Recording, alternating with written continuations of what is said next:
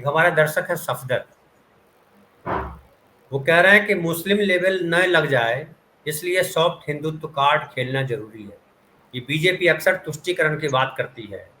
तो क्या तुष्टीकरण से भिड़ने का मकसद ये मतलब ये है कि आप भी जो है हिंदू हिंदू करने लगो? देखिए, जो कांग्रेस के हिंदुत्व की बात आज हो रही है, वैसे तो सबको समझ में आने लगा है कि भारत में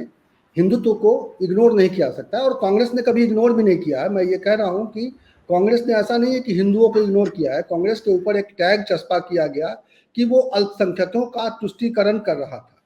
लेकिन इसका मतलब ये नहीं कि कांग्रेस ने हिंदुओं को इग्नोर किया। आप इतिहास में जाएंगे तो मुझे याद आ रहा है, सुनील जी और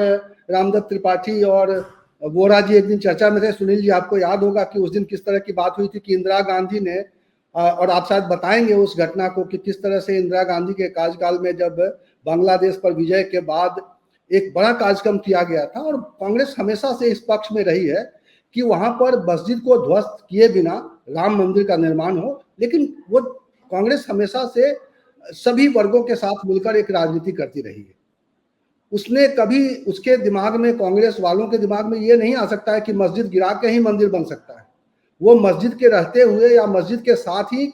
मंदिर का निर्माण हो, इसके पक्ष में तो है, और इसकी कोशिश लंबे समय से दिखाई देती है। इतिहास गवाह है इसका। और जो जिस बात पर आप चर्चा कर रहे हैं कि कमलनाथ ने ये कह के राहुल गांधी से अलग लाइन ले ली, तो मुझे नहीं लगता है कि कमलनाथ ने कोई अलग लाइन ली है। कमलनाथ ने सही लाइन ली है। कांग्रेस हिंदुत्व पर बात ज्यादा नहीं करती थी, उसका अलग सुर है। वो अलग तरीके से सभी वर्गों को उनके जीवन स्तर में सुधार हो, इसके लिए काम करना चाहती है। वो यही करती रही है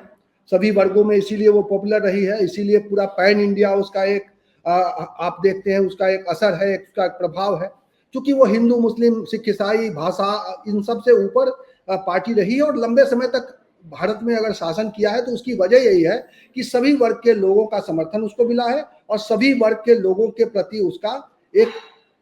काम है जो याद किया जा सकता है। तो आज जब कमलनाथ हिंदुत्व और सॉफ्ट हिंदुत्व आप कह रहे हैं जिसको टैग किया जा रहा है, उस पर भी जो इंटरव्यू आया है इंडियन एक्सप्रेस में, उसमें ये पूछा गया था उनसे, तो उन्होंने कहा नहीं, मैं ये नहीं कह रहा हूँ कि सॉफ्ट हिंदुत्व और हिंदुत्व और उसके अलावा किस तरह के हिंदुत्व, लेकिन ये काम है मेरे, मैं जिसको, उन्होंने सीता मंदिर की बात की कि सीता माता मंदिर वो श्रीलंका में बनाने की एक कोशिश कर रहे थे, और उस कोशिश में बीच में जब भारतीय जनता पार्टी की सरकार इनकी सरकार को गिराकर आ गई तो उसको, उस काम को बाधित कर दिया, उस काम को रोक दिया।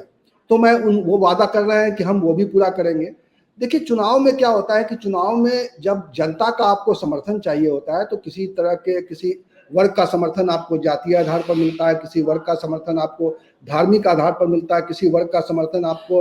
आप जो उनको, उनके लिए कार्यक्रम बनाते हैं उस आधार पर मिलता है। तो कहते हैं ना कि हम लोग जब पढ़ाई करते हैं तो सभी विषयों में पास करना जरूरी होता है, तो राजनीति के लिए भी और इन चुनावों के लिए भी सभी विषयों में थोड़ा थोड़ा ध्यान देना ज्यादा जरूरी होता है। जैसे मैं कहता हूं कि भारतीय जनता पार्टी का बड़ा पसंदीदा विषय है राम मंदिर, तो अपने पसंदीदा विषय पर वो काम कर रही है, लेकिन कांग्रेस के पास कई तरह के एजेंडे हैं, और वो उसमें से वो अपने ये इस एजेंडे को भी वो आगे बढ़ा रहे हैं कि राम मंदिर जो बन रहा है, ये मत समझिए कि वो भारतीय जनता पार्टी ने बनाया, सरकार का पैसा लगा है, और ये समझाने की कोशिश कर रहे हैं कि कहीं भ्रम न रहे, क्योंकि भारत में अभी भी बहुत बड़ी आबादी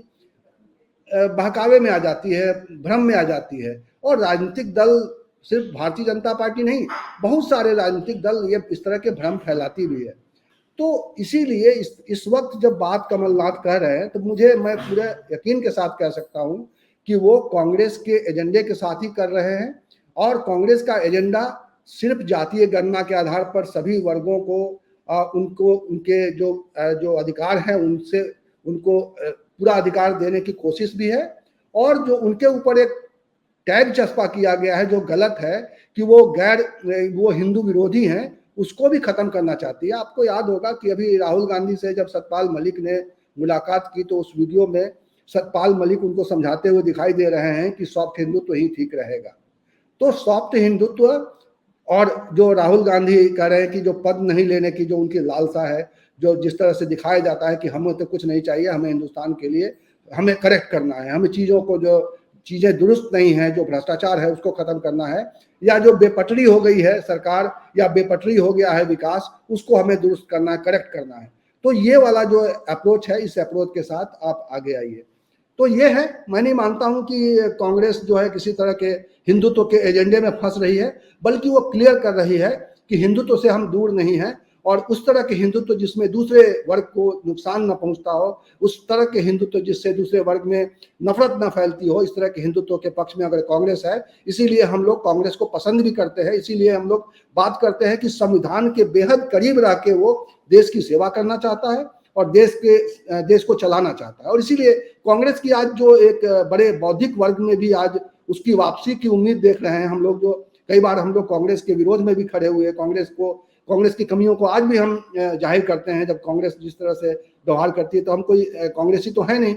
हम तो इस देश के ऐसे नागरिक हैं जो लोगों को बताने और समझाने की कोशिश करते हैं कि सही रास्ता क्या है। तो इस वक्त जो सही रास्ता ये है कि जो दल इस देश में नफरत फैलाना चाहती है, जो दल इस देश में संविधान को खत्म करना चाहती है, जो दल इस समय देश को एक अलग ऐसी दिशा में लेके जाना चाहती है, जो जहां पे विध्वंस दिखाई देता है, जहां पे तरह तरह की मुसीबतें, दिक्कतें और एक नया संघर्ष लोगों के लिए खड़ा हो जाएगा, वो उस रास्ते पे ले जाना चाहता है। वहां से वापसी के लिए एकमात्र उम्मीद जो है इस वक्त कांग्रेस दिखाई दे रही है। इसीलिए कांग्रेस का लोग बखान कर रहे हैं, तो लोग कह रहे हैं कि वो कांग्रेस के प्रति भक्त है, या कांग्रेस की पैरवी कर रहे हैं, या कांग्रेसी हो गए। तो मैं तो ये कहते हुए अपनी बात खत्म करता हूं फिलहाल, कि कांग्रेस कोई ऐसा हिंदुत्व एजेंडा नहीं चला रही है। कांग्रेस अपने सही रास्ते पे है, और इन चीजों के अलावा बाकी चीजों को वो भी समान रूप से बिल्कुल बैलेंस के साथ प्राथमिकता दे रही है। जी देखिए, धर्म से किसी को ऐतराज नहीं है। हमारे संविधान ने तो कहा है कि सर्वधर्म, सभी धर्म अपने अपने धर्म को माने, लेकिन राष्ट्र का कोई धर्म नहीं है। सरकार जो है धर्म का खूंटा लेकर के नहीं चलेगी कि ये मैं मंदिर बनाऊंगा, अगर मंदिर बनाऊंगा तो मस्जिद भी बनाइए। आपको याद होगा, जो मैंने पढ़ा है, कि नेहरू बड़ा खिलाफ थे वो जीर्णोद्धार जो हो रहा था वहाँ गुजरात में सोमनाथ मंदिर का, और गए जब जा रहे थे डॉक्टर राजेंद्र प्रसाद उसके उद्घाटन के लिए, तो मना किया था। सुनील जी, अगर मैं गलत रहूंगा तो करेक्ट कीजिएगा। और नेहरू ने हमेशा इस बात का ध्यान रखा कि गवर्नेंस का मतलब क्या है, गवर्नेंस का मतलब जो है उसी पे बात की जानी चाहिए। और ये ऐसा देश है जिससे कई धर्म के लोग रहते हैं, ढेर सारे धर्म के लोग रहते हैं। तो आपको एक धर्म के लिए मंदिर बना देंगे, दूसरे धर्म के लिए नहीं करेंगे, तो हाँ, या तो सब एक मंदिर धर्म मंत्रालय बना दीजिए, जिसका काम है भाई कि ये मंदिर बनाएगा, मस्जिद बनवाएगा, गुरुद्वारा बनवाएगा, फलाना बनवाएगा, तो समझ में आता है। तो वैसा कर लीजिए बैठ करके सब मिलकर। लेकिन ये जो इस डर से कि आपको कोई कहता है कि आप तुष्टीकरण कर रहे हो, आपको कोई कहता है कि फलाना कर रहे हो, इसलिए आप वो करने लगते हैं जो नहीं करना चाहिए, तो ये बड़ा जो है ये गड़बड़ हो जाता है। और पर्सनली मैं महसूस करता हूँ कि एक जो पिछले 10 सालों में जो भाव गया है, हालांकि ये आरोप भी लगता रहा है कि कांग्रेस, हम बिहार में तो खूब इससे बात करते हैं कि कांग्रेस रिजीम में ही बहुत सारे दंगे हुए, और मुसलमान छोड़ करके जो भाग करके आए दूसरी पार्टियों में, क्षेत्रीय पार्टियों में गए, तो वो अलग इशू है। लेकिन इस्लाम की बात करें या कोई हिंदुइज्म की बात करें या किसी और सिखिज्म की बात करें या ईसाई की बात करें, उससे ज़्यादा ज़रूरी है कि हम नागरिक की बात करें। और अगर नागरिक की बात करते हैं तो सबसे इम्पोर्टेंट होता है नौकरी दे रहे हैं कि नहीं दे रहे हैं, स्वास्थ्य कैसा है, स्कूल कॉलेज कैसे हैं, क्या आम आदमी की पढ़ाई के लिए व्यवस्था आसान की है कि नहीं की है। यहाँ पे जो है वो मोदी गवर्नमेंट आपको कहाँ दिखाई पड़ती है। और कांग्रेस पार्टी जिस तरह से छत्तीसगढ़ में, जिस तरह से राजस्थान में, या जिस तरह से बिहार में जो चीज़ें घट रही हैं, और जिस तरह से उत्तर प्रदेश में दिखाई पड़ रहा है कि उत्तर प्रदेश में अभी कल मैं देख रहा था वीडियो भवेशी कि 12% लोग जो है बाहर से गए हैं बिहार नौकरी करने के लिए। उसमें उत्तर प्रदेश के भी बहुत सारे लोग हैं, आसाम से, केरल से, और कहाँ से लड़के लड़कियां आए। तो ये सुनना कैसा लगता है, और एक लगता है कि भाई ये लोग, ये तो अपने कैंपस में ही हम सुरक्षित नहीं है। तो इस नाते आम आदमी, ठीक है कि एक बड़ी भीड़ है जो धर्म के नाम पर वोट देती है, तो क्या नेता की यही भूमिका है कि वो जिस नाम पे वोट मिले वही नाम आगे कर दो? देखिए, जब राजनीति की बात करते हैं और ख़ास तौर पे भारत की राजनीति की बात करते हैं, तो बहुत सारे आदर्श जिनकी आप बात कर रहे हैं कि आदर्श परिस्थितियां हों और सरकारें या पार्टियां सिर्फ ये बात करें कि हम किस तरह का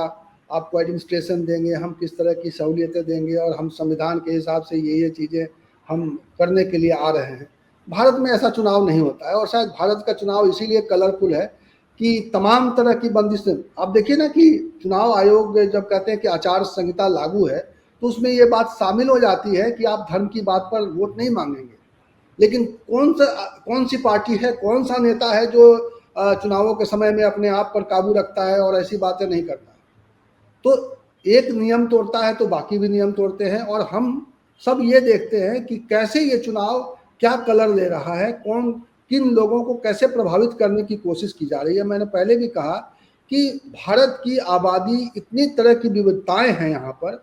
इतनी विविधताएं हैं और इतने अंतर हैं, जाति के आधार पर, धर्म के आधार पर, आर्थिक आधार पर, कई आधार हैं जिस पर आदमी के सोच में, आदमी के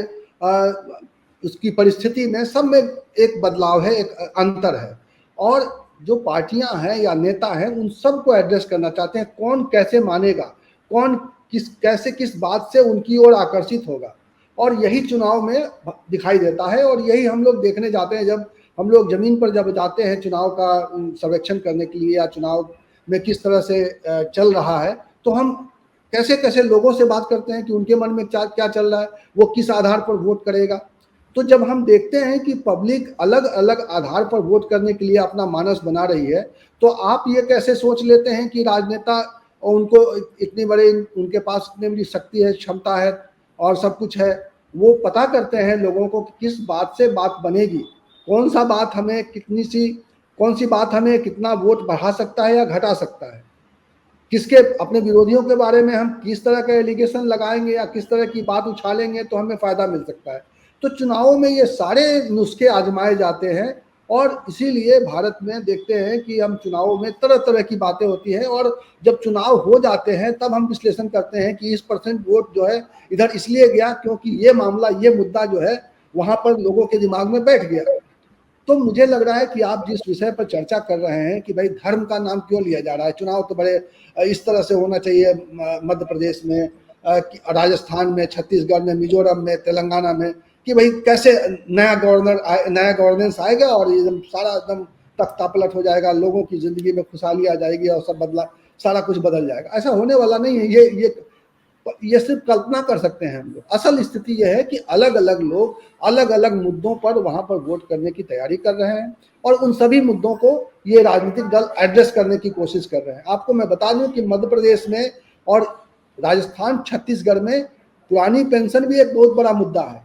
राजस्थान और छत्तीसगढ़ में पुरानी पेंशन इस रूप में मुद्दा है कि अगर ये सरकार चली गई, जो अभी सरकार है, कांग्रेस सरकार है, जिसने पुरानी पेंशन व्यवस्था लागू कर दी है, तो हमारी पेंशन तो गई, तो कैसे इस सरकार को बचाया जाए।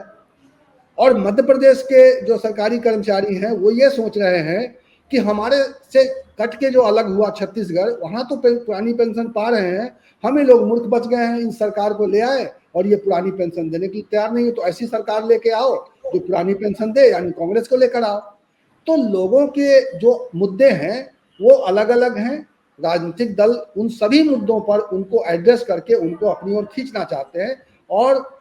ये काम चुनाव आयोग का है, और निश्चित रूप से हमारा भी है। हम उसकी आलोचना करते हैं कि भाई ऐसी बातें ना हो, हम निगरानी करते हैं, निगरानी करते हैं ना, कि भाई जो नियम से लड़ो, जो रूल ऑफ द गेम है उसके हिसाब से चुनाव हो। लेकिन रूल ऑफ द गेम के हिसाब से चुनाव नहीं होते हैं, ये हम भी जानते हैं, ये आप भी जानते हैं। ये हम भी जानते हैं कि प्रधानमंत्री नरेंद्र मोदी चुनाव का वोट देने के लिए बूथ तक चले जाते हैं कमल का फूल लगा के अपने यहाँ, और उनके खिलाफ में शिकायत होती है तब भी कोई कार्रवाई नहीं होती है। लेकिन इस तरह की बातें होती रहती हैं। ये देश बड़ा है, ये समस्याएं बड़ी हैं और मुद्दे बहुत हैं, इसीलिए हम तमाम मुद्दों पर बात करते हैं, और राजनेता सभी मुद्दों पर बात करें, गंदगी न फैलाएं, किसी किसी वर्ग से न लड़ाएं। इतनी सी बात हम कह रहे हैं कि इतनी सी बात पर ध्यान रखा जाए तो मुझे लगता है कि ये सब ठीक है। आप सभी धर्म के लोगों को अपने ओर आकर्षित करिए, सभी धर्मों के लिए काम करिए, किसी धर्म को इस देश से अलग मत मानिए, किसी धर्म के लोगों को जलील मत करिए कि वो ऐसे धर्म से हैं जहाँ पर इस तरह की बातें होती है, वो होता है और वो आतंकवादी है, क्या है। तो ये नफरत जो फैलाना ये बेकार है। लेकिन अगर कोई धर्म के नाम पर कह के जो है वो किसी तरह का विद्वेष नहीं फैला रहा है, सिर्फ एक बात कह रहा है, तो मुझे लग रहा है कि वो और ऑब्जेक्शन है, ऑब्जेक्शनेबल बात कर रहे हैं। एक धर्म की बात करके दूसरे धर्म को अगर वो अपमान कर रहे हैं तो निश्चित रूप से चुनाव आयोग को इसका वो लेना चाहिए, संज्ञान लेना चाहिए, उस पर कार्रवाई होनी चाहिए, उनके प्रचार करने पर रोक लगा देनी चाहिए। ये तो चुनाव आयोग का काम है।